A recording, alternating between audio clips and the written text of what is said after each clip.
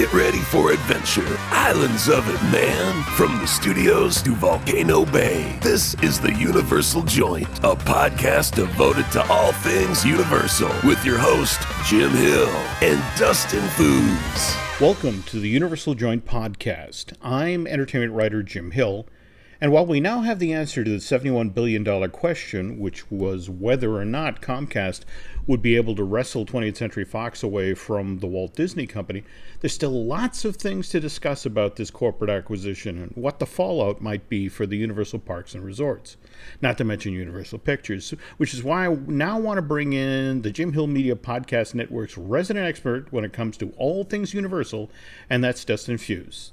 So, Dustin, what's your take on what just went down? Well, it was interesting because with Comcast Chief Executive Brian Roberts addressing that issue during the company's quarterly earnings call late last week, and he said that Comcast ultimately pulled back from the pursuit of 21st Century Fox because, quote, "we thought we couldn't build enough shareholder value." Roberts is a very financially disciplined guy. In fact, that's what kind of made Brian crazy about Fox when he originally rejected Comcast's initial attempts to acquire a number of that corporation's properties. Now, when we looked at it, it was very interesting because it didn't just include the Fox that we know. It actually included everything from Fox's film and television studios, a number of their regional sports networks, as well as the cable networks like FX, FXX, and Nat Geo. You see, Comcast's original bid for Fox was $60 billion.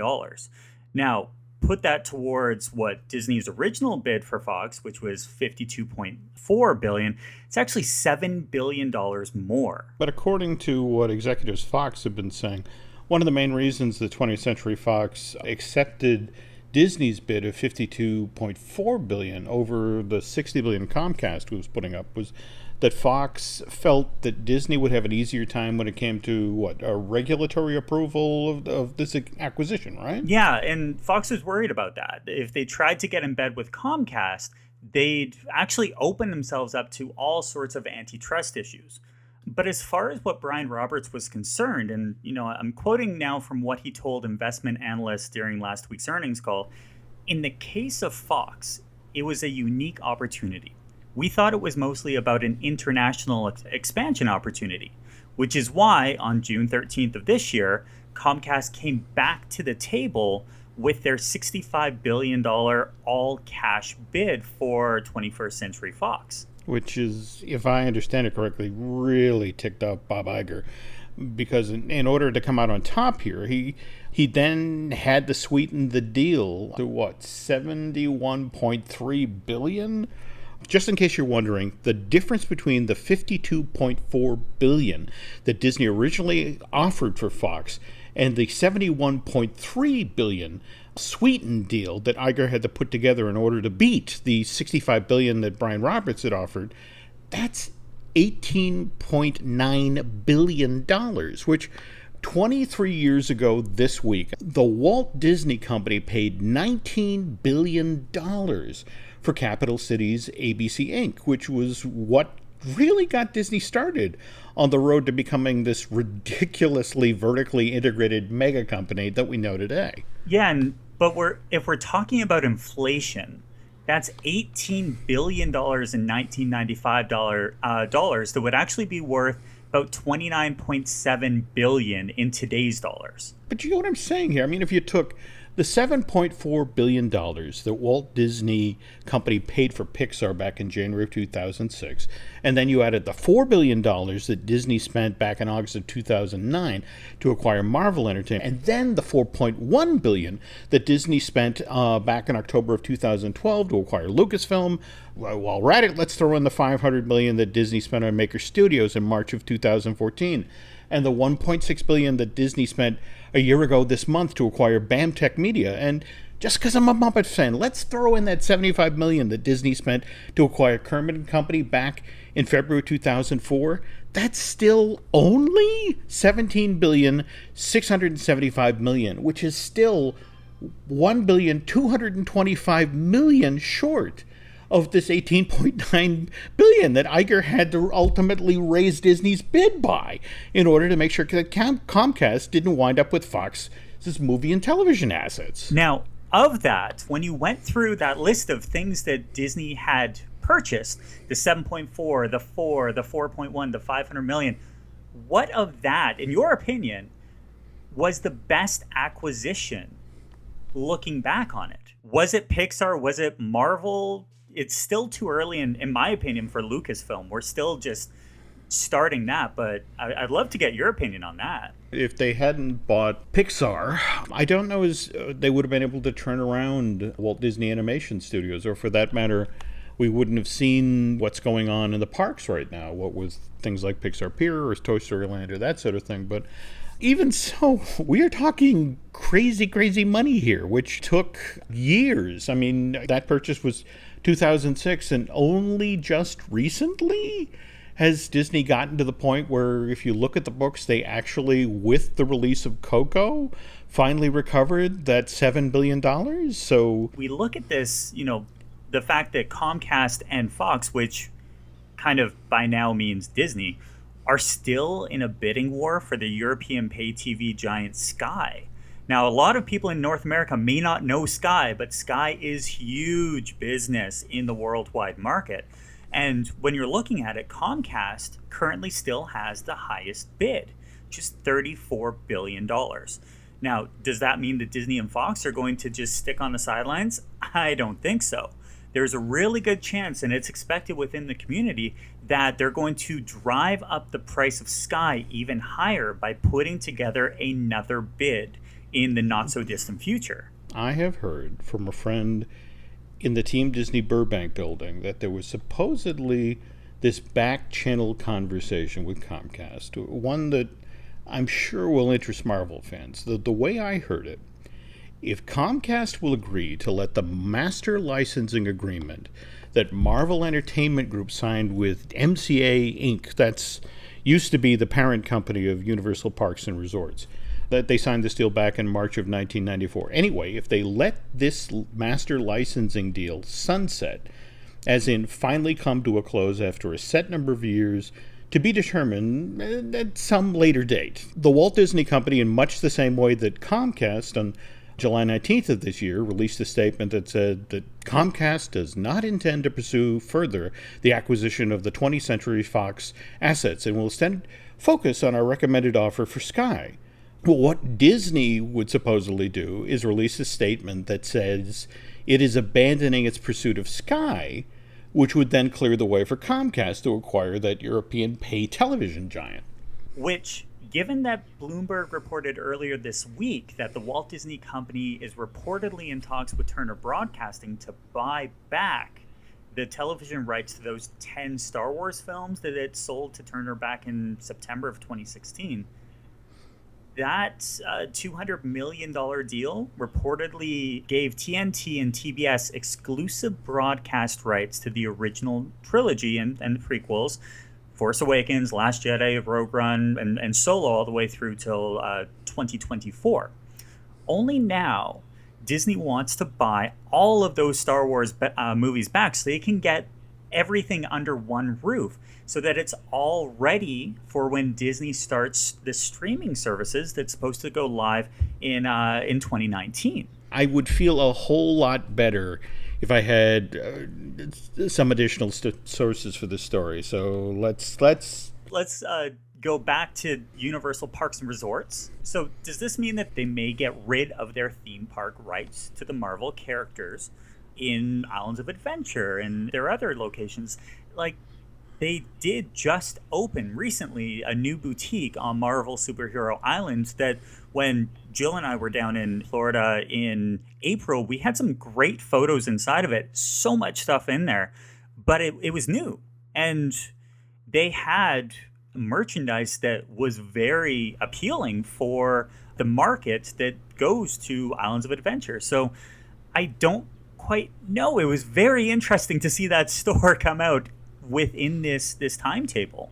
Well, and it's not like the Universal Parks and Resorts haven't regularly reinvested a Marvel Superhero Island. To my way of thinking, they've regularly shown this side of Island's Adventures and TLC. I mean, remember, back in February 2012, they shut down The Amazing Adventures of Spider-Man. So this already hugely popular attraction could then be upgraded to digital 4K HD. And likewise, the Incredible Hulk coaster that closed back in September of 2015, so that coaster could be retracted. Not to mention, I don't know if you got on it your last trip, Dustin, but that new queue with sort of the gamma reactor and all of the new animation on the monitors overhead, that's a hell of a pre-show now. I really enjoyed that. Yeah, and I still think some of the best photos that you can take of Islands of Adventure is right on that bridge, that when you look straight up, you see the burst where the cars just go crazy. And it's awesome because you get that feeling, you get the mist, you get so much stuff. And I think that there was a lot of conversation back in when this was all, going down, that the Incredible Hulk coaster was going to be closing. Everyone was saying, well, what's going to happen? Is this part of the deal? Is this part of Marvel going back to Disney? And then Universal just basically recreated the exact same layout with some nice paint and some nice queue and pre-show, and it was great. But we kind of got thrown for a loop, and it was really cool to see. That's the beauty of deals that sunset. It's not that something has to happen immediately. The parties involved in this sort of agreement can agree that the previously agreed upon arrangement can then finally come to a close at some far up point in the future, 5 years, 10 years, even longer. If I'm remembering correctly, that the theme park license that Warner Brothers Communication Products awarded to Universal Parks and Resorts in 2006, I want to say, for use of the Harry Potter characters' stories and settings inside the Universal Parks. They have at least 2 sets of renewal terms, with the last one payable, I want to say, on or before July 1st, 2028. When we're looking at it, that's right around the corner. That's less than 10 years from now. If you want to read that licensing agreement for yourself, you can just head over to sec.gov. It is a really cool read, by the way. I don't know if you've had that chance to go through some of that with a fine-tooth comb, but it's that one and the Marvel agreement that are really fun. Now, speaking of theme park related stuff, did you see what Steve Burke, who's the CEO of NBC Universal, said during his quarterly earnings call? So the same call that we were talking about at the beginning of the show, Steve Burke went on, and it was very interesting. I love these calls because you have a chance to have outside folks who are knowledgeable about the business and knowledgeable about the products. They ask questions that a lot of the CEOs and the higher ups aren't prepared for most of the times. But this time it was very interesting because an investment analyst actually asked him about the Fantastic Worlds name that Universal trademarked back in June. Now, given the way that Universal specifically trademarked this name for use in an amusement park, well, this analyst actually asked Steve if Universal Parks and Resorts now had plans to build a 4th theme park in Florida. Well, Steve had a very interesting response, and he said, well, we are looking at it. We love the theme park business. It is one of our best, most consistent businesses, and we think another gate in Florida would have the advantage of turning Florida from a 2 or 3 day destination to potentially a week-long destination. Now, mind you, when the travel publication Skift reached out to Universal Orlando's publicity department for further clarification on what Burke had said during this earnings call, this is what they got in return. We've got nothing more to add beyond what was shared on the call, which is a very polite way of saying, mind your own beeswax. We'll tell you about the 4th theme park, which may or may not be called Fantastic Worlds, when we're good and ready. And we both have had those emails come back every so often. It's just like, but okay, sure. We'll give you time to get your logos and your videos ready. But we are remembering this. During that call, it was very interesting, just getting back to it. Burke and Roberts both revealed that revenues for the Universal theme parks actually grew by 3.6% to $1.4 billion. Universal's theme parks grew by 3.4% over the same period of time. to $569 million. Now, how did Universal Parks and Resorts decide to spend some of this dough? Well, they actually started to reinvest in the theme parks. They put some brand new lockers into the location. So when you go to Universal Studios Florida, they have an attraction called The Revenge of the Mummy. And they used to have a set of lockers on the right-hand side. Do you remember this? Yeah, and I think I've heard something about this. These new lockers don't use your fingerprint anymore. They use what? They actually use your theme park admission ticket. Oh. That was brilliant because the amount of times that you would put your finger onto the little sensor and it wouldn't work. And then you'd have to go and get a team member, and they'd come back, and you'd eventually remember that you put your stuff into 301 and not 310. So it's nice that they're actually getting some newer technology. So this is actually what's known as Locker Link. It makes the whole stow and go process that they used to have a little bit more smoother. Plus, a large number of the lockers were deliberately made for the smallish side. So that way guests can actually use them to just stow their phones. Sounds like a smart idea. Is Universal going to walk this Locker Link concept out to other locations at Islands, or the studios, where guests have to stow belongings before they can ride things like, what, Forbidden Journey and Escape to Gringotts? Yeah, I've heard that that's the next step. Okay. Do you have to put your stuff in a locker before you're allowed to ride Jurassic Park River Adventure? Surprisingly, they don't have free lockers. The lockers that they have for the water attractions are paid. So you're able to bring your bags on with you when you're on Popeyes or Dudley Do-Rights or Jurassic Park. So it's kind of you could try, we'll see what'll happen, which we have all been soaked on those attractions, so maybe it's worth the investment. Speaking of Jurassic Park River Adventure, the Universal Studios Hollywood version of the attraction, Jurassic Park The Ride, will be closing after 22 years of operation on September the 3rd. Just a day after that, A Bug's Land closes for good at Disney California Adventure Park, which makes me wonder how many Southern California theme park aficionados are going to spend their Labor Day weekend motoring back and forth between Anaheim and Universal City trying to cram in one last ride on Heimlich's choo-choo train, or for that matter, avoid being chewed by that animatronic T-Rex just before the big drop hill on Jurassic Park The Ride. Yeah, speaking of big drops, did you hear how Jurassic World Fallen Kingdom is actually living up to its name? Well, at least when it comes to how the J.A. Bayona movie is actually doing at the box office. Now, wait a minute. Earlier today, I was looking at the yearly domestic box office chart for 2018, and Jurassic World Fallen Kingdom was the fourth highest grossing film for the year. I want to say this Universal Picture release has already sold like over 402 million worth of tickets stateside. Yeah, that's all fine and dandy, but the original Jurassic World, at this point in its original domestic run, which is 43 days, had sold over $618 million worth of tickets stateside. So just taking into account, Fallen Kingdom has only done 65% of the business that the original Jurassic World did at the box office back in 2015. Didn't the exact same thing happen back in the summer of 97, which was when the Lost World Jurassic Park only did 56% of the business that the original Jurassic Park did back in June of 93? I mean, the original film sold 402.4 million worth of tickets during its initial domestic run, which is almost what Jurassic World Fallen Kingdom has made right now.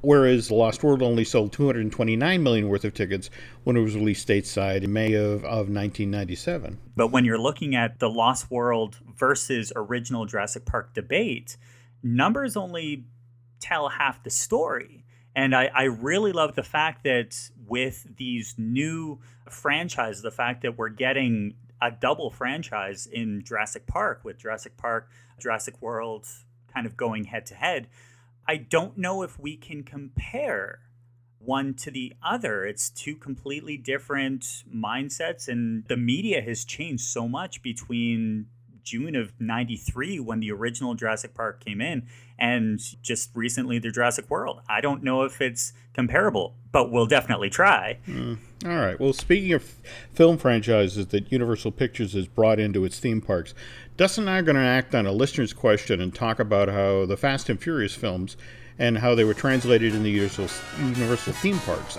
once we get back from this commercial break.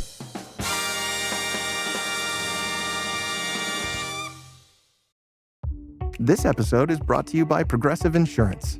Do you ever find yourself playing the budgeting game? Well, with the Name Your Price tool from Progressive, you can find options that fit your budget and potentially lower your bills. Try it at Progressive.com. Progressive Casualty Insurance Company and Affiliates. Price and coverage match limited by state law. Not available in all states.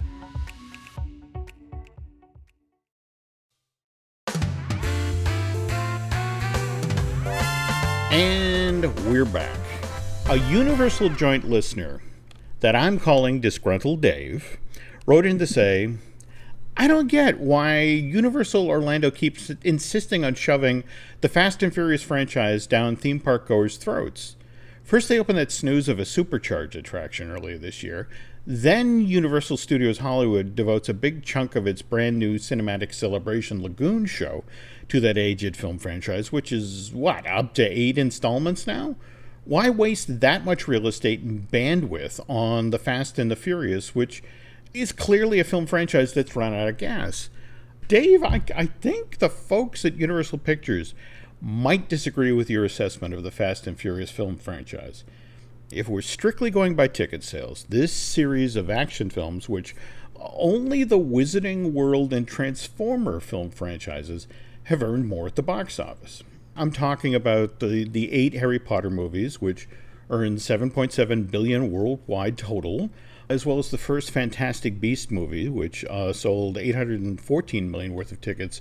So that brings the Wizarding World franchises earned for Warner Brothers to date up to $8.5 billion. And let's not forget that there's Fantastic Beasts, the Crime to Grindelwald, coming out in November this year. Transformers-wise, are you a fan of these, Dustin? Or yeah, so there were the 5 films. So the first 2 were distributed by DreamWorks, and then there were 3 that were distributed by Paramount. They earned $4.3 billion total worldwide. And let's not forget the Bumblebee, a Transformers spin-off movie, is coming to theaters later this year on December 18th. That's not bad. $4.3 billion is more than I have in my bank account right now. That's true. Now, if we take a look at Universal's Fast and Furious film franchise, it's sold $3.9 billion worth of tickets to date. The studio has 3 new movies that are directly tied to the franchise in its production pipeline. We've got the spin-off, which is built around Dwayne Johnson's ex-DDS agent character, Luke Hobbs, and Jason Statham's mercenary character, Deckard Shaw. Is that the name? Yeah, Deckard Shaw. That's a great name. This film, which at this point is untitled, will be directed by Deadpool's David Leitch, and will supposedly start shooting in September, right after The Rock finishes working on Disney's Jungle Cruise movie. Then it's supposed to release in August of 2019, basically a year from now. But then you have Jason Statham, who's out doing publicity for The Meg, which opens in theaters on August the 10th. And he says that Hobbs and Shaw will be... Wait, did he say Hobbs and Shaw? Did he maybe give a name to this movie? Okay, maybe he's just playing it up. Okay. But he said that it's a darker, gritty, and real, which will obviously be a bit of a departure from the most recent Fast and Furious films. Okay, and in addition to this series spinoff, there will also be a Fast and Furious 9, which is currently scheduled to be released April 10th, 2020, and a Fast and Furious 10, which, if Universal Pictures has its way, will be released at theaters on April 2nd, 2021. What did I hear about Justin Lin? Justin Lin, who previously helmed 4 other installments in the series. So it was Fast and Furious Tokyo Drift in 2006, 2009's Fast and the Furious, 2011's Fast 5, and 2013's Fast and Furious 6. Well, he kind of opted out of directing Fast and Furious, or Furious 7. Sorry, there's a lot of Fasts, a lot of Furiouses in this franchise, and it's very difficult to keep them all straight.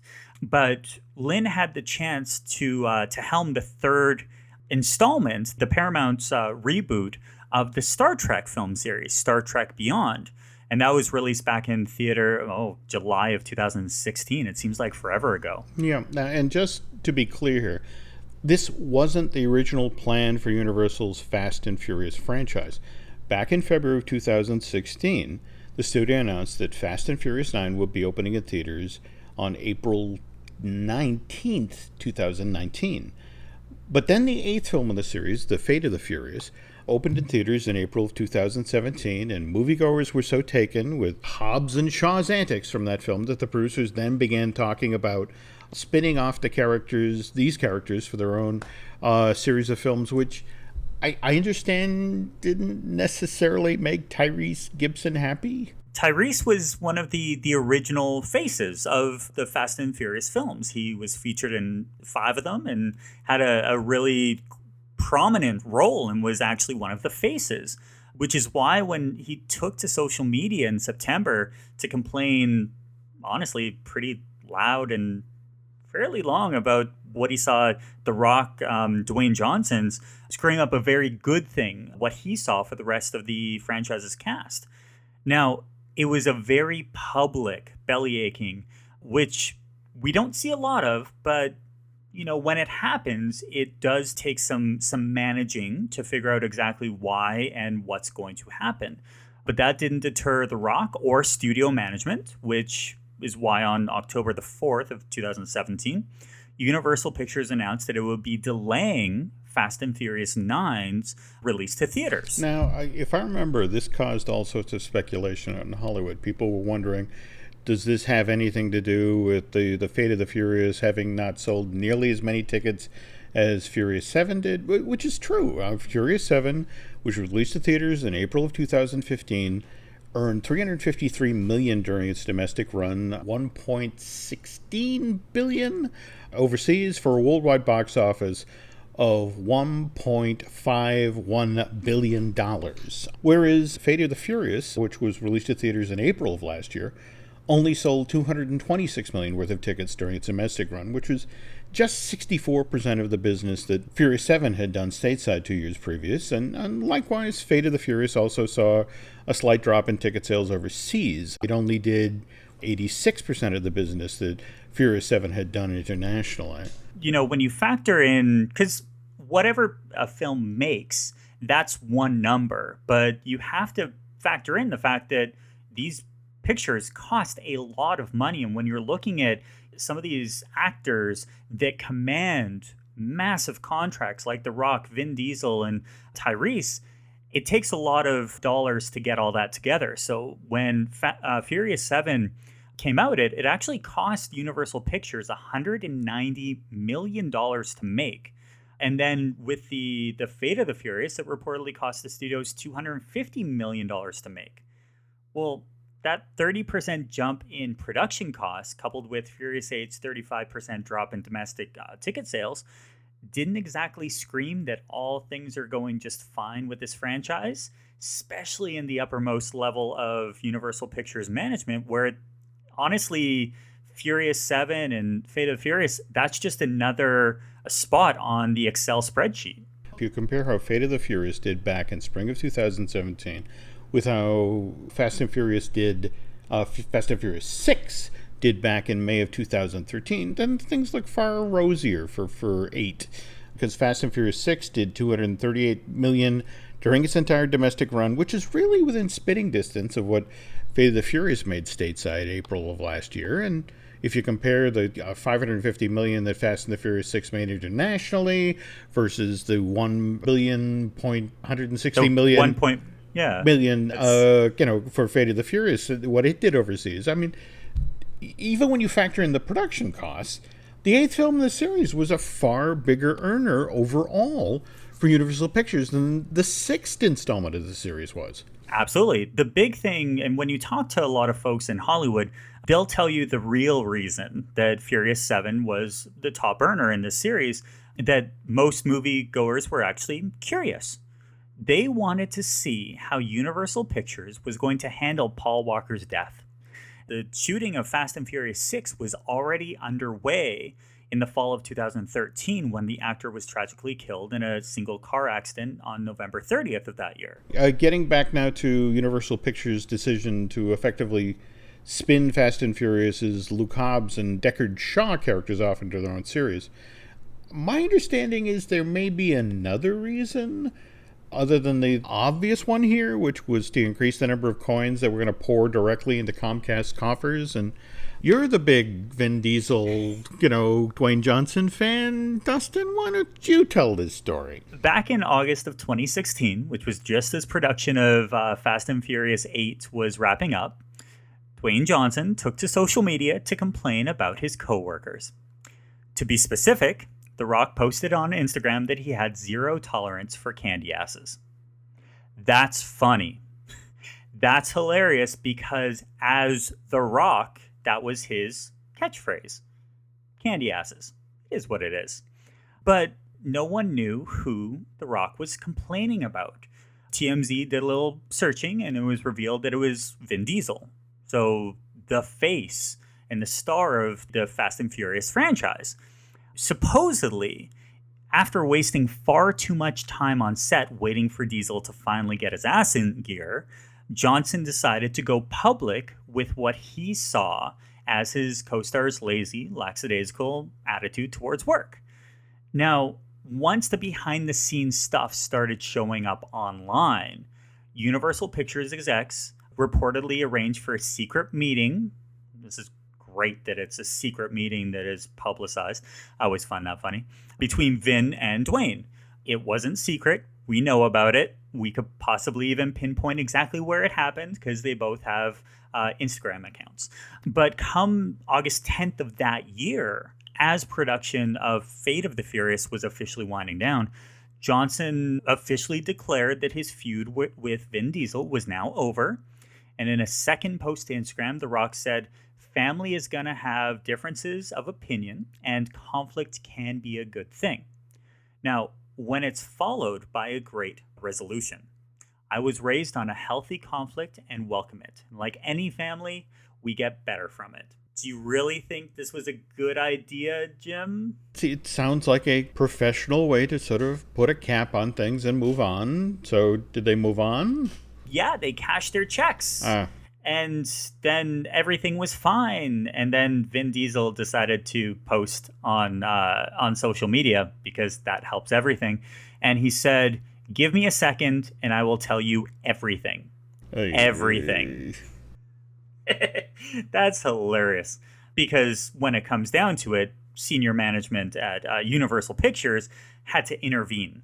And they told both of the bald-headed action heroes to literally and figuratively put a sock in it, which if you are a wrestling fan, once again, going back to the Rock, he had a sock thing that he did, but it's okay. For a while, they were cordial. They did publicity. They were never best friends, but they showed up and they did their job, kind of, because in spring of 2017 rolled around and it was time for Diesel and Johnson to start doing publicity for Fate of the Furious.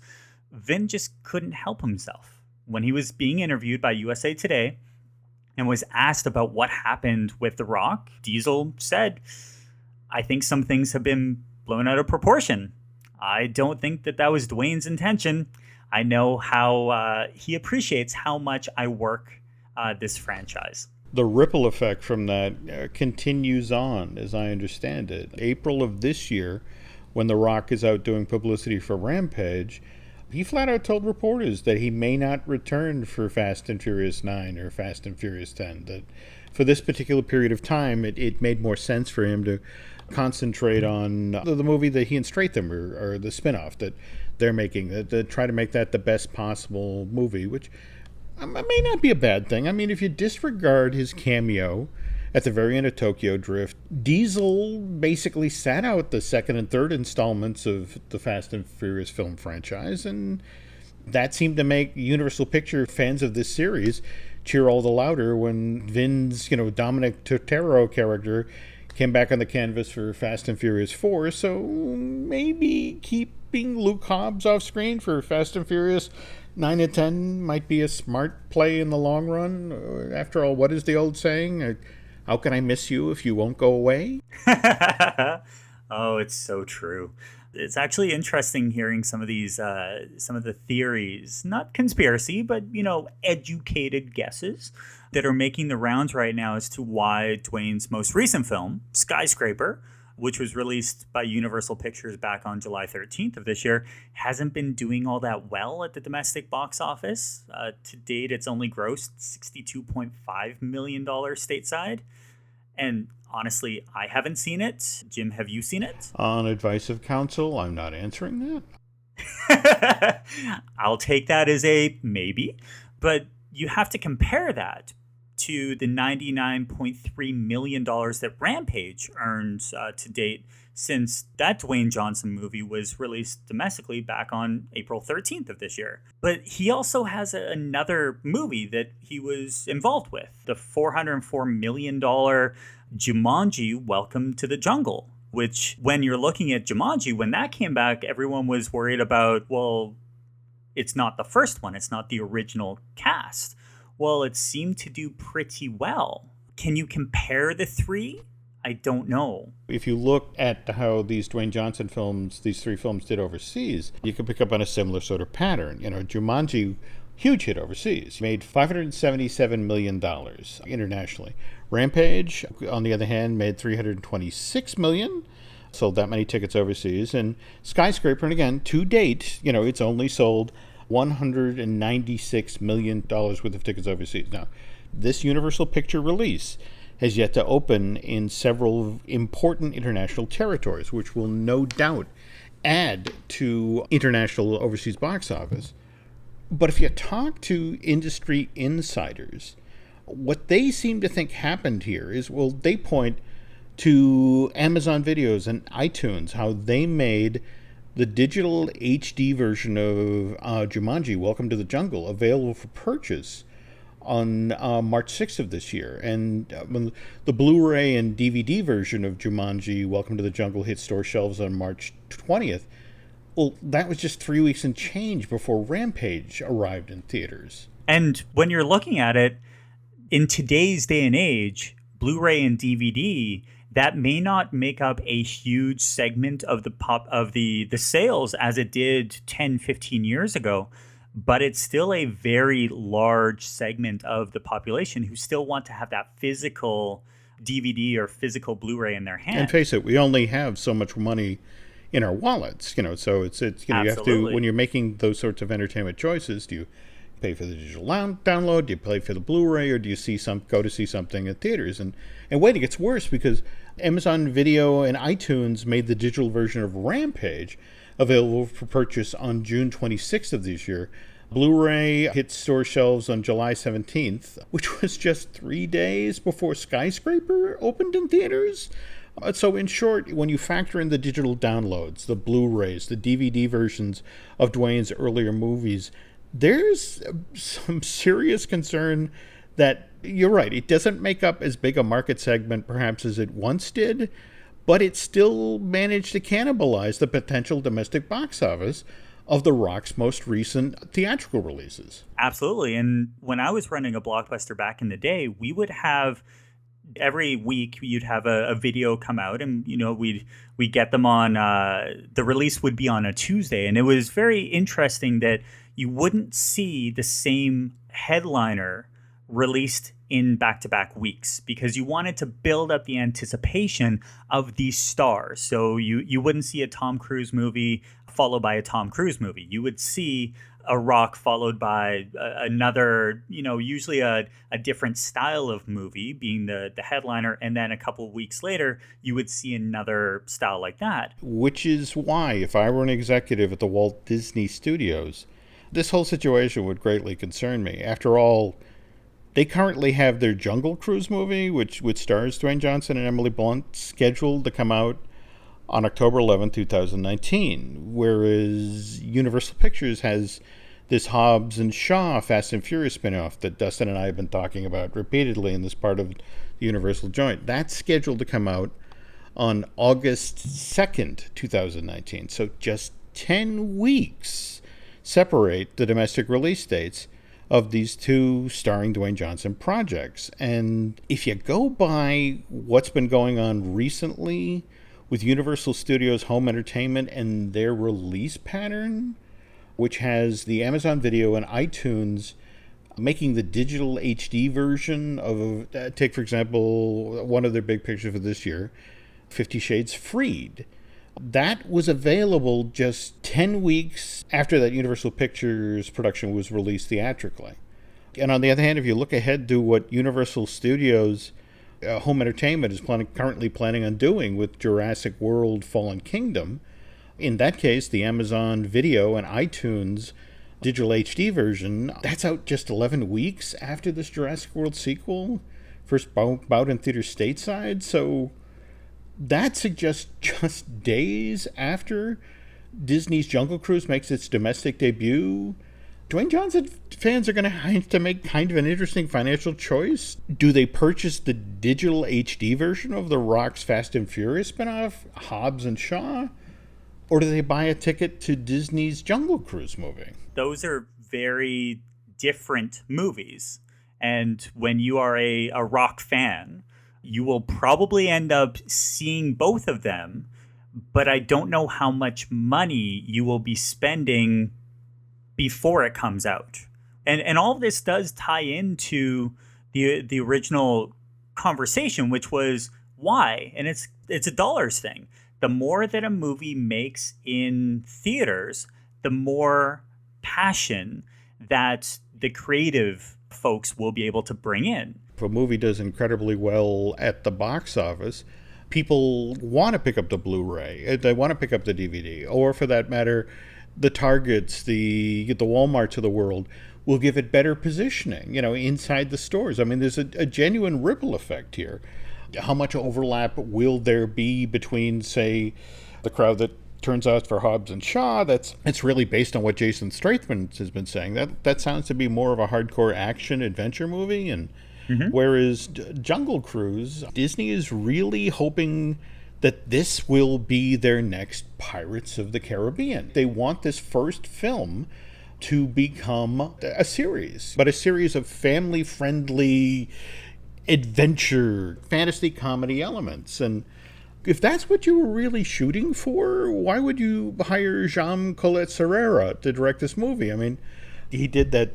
The most recent movie is The Shallows, that really grim Blake Lively gets stalked by a great white movie. And not to mention, didn't he make The Commuter, where it's like, hi, do this for me or I'll kill your family. Though, I guess to be fair here, didn't Gore Verbinski, before he started making all the Pirates of the Caribbean movies, The Ring or The Grudge? Or I mean, he was mostly known for horror, wasn't he? Yeah, and anytime someone says we're going to make the next Pirates, it goes back to what happened before Pirates. And it brings up The Haunted Mansion. I still have that movie sitting behind me in my office. It was a great idea. Not every intellectual property is good for a movie.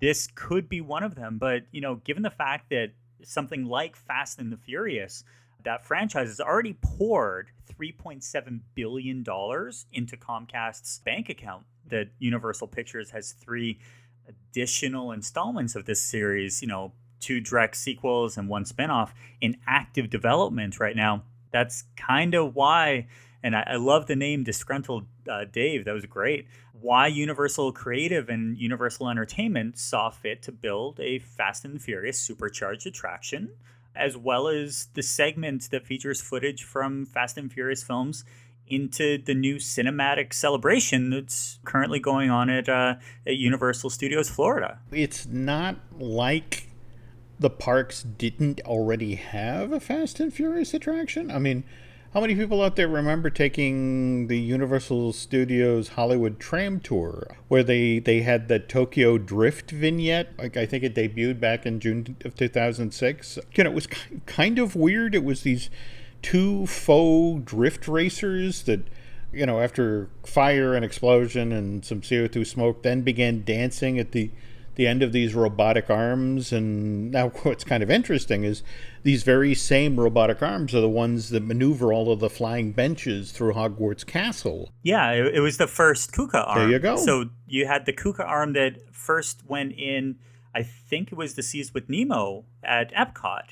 And then as people started to see this in real life, the technology that was behind it, the wheels started kind of going and like, okay, how can we bring this into different elements? And when this came out, I've seen the videos of it. I've seen it up close and personal. And it's hilarious because you don't realize it until it's at the very end that they are full out KUKA arms. And you've seen it before. The producers of the Fast and Furious films, they hated extreme close-up, or at least that's what I've been told. In fact, they supposedly insisted to management that if this Universal Picture franchise was going to end up as part of the Tram Tour, well, the Fast and Furious portion of the Universal Studios Tour had to be exciting and cool, which is why July of 2013, the Fast and Furious Extreme Close-Up closes, and then 23 months later, after testing and production and construction, Fast and Furious Supercharged debuted as the new grand finale of the Tram Tour of Universal Studios Hollywood. More importantly, that's why the creative team who works at Universal Orlando Resort reimagined the grand finale of the Universal Studios Hollywood's now 53-year-old Tram Tour as a standalone attraction for Universal Studios Florida. Granted, it's all up for interpretation, just like any experience that someone goes on. You'll have your opinions because they're yours, and that's what makes a theme park a living and breathing environment. This is Dustin's way of saying he doesn't like the supercharged attraction, but you didn't hear that from me. I tried it. I will continue to try it. I love the brand fact that it was cereal. there. You either like it or you don't. No, never mind. Okay, well, thanks to Disgruntled Dave for passing along this query. And if any of you have got questions about the Universal Parks and Resorts, or for that matter, any of the films or TV shows that Universal Pictures has produced over the past 96 years, feel free to pass those along to Dustin and myself, and we'll then try to answer them as part of a future podcast in this series. Speaking of which, the Universal Joint podcast is produced, as Len Testa says, fabulously by the one, the only Aaron Adams. And if you like this show, well, be sure to check out some of the other great series that are on the Jim Hill Media Podcast Network. That's it for now, folks. On behalf of Dustin, Fuhs, and myself, thanks for listening, and take care, okay? It's been groovy having you hang with us for the Universal Joint. Tune in again for this and other great podcasts found on the Jim Hill Media Network.